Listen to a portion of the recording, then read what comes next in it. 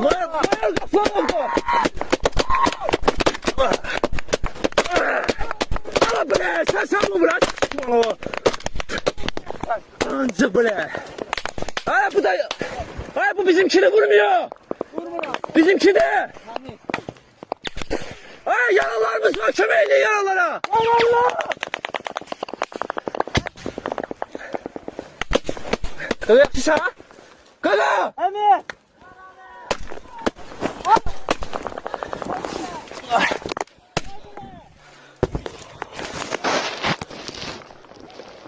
Kimsen? Sen? Var onunla. Yaralı kimdi? Bu koyu kafam dedi görüşerdi bu. Bu şahitti. Bu şahitti.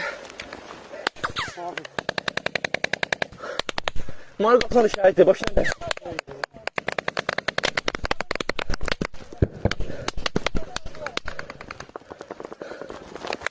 Özbek gel, Gaga. Kom nefesine bakın bir daha.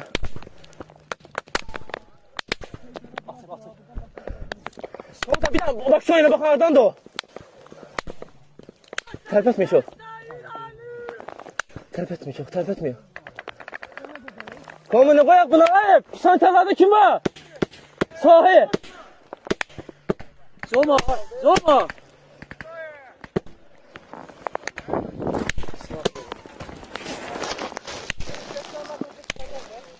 O kimdi?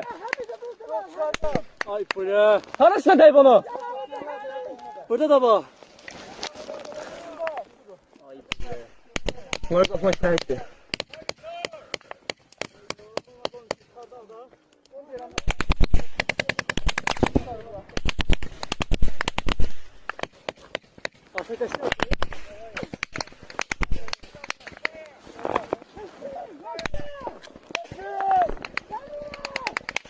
Ceyhun. Ateşe yanmasın Ceyhun. Atın. Her iki tarafına sağdan soldan atırlar tepelerden.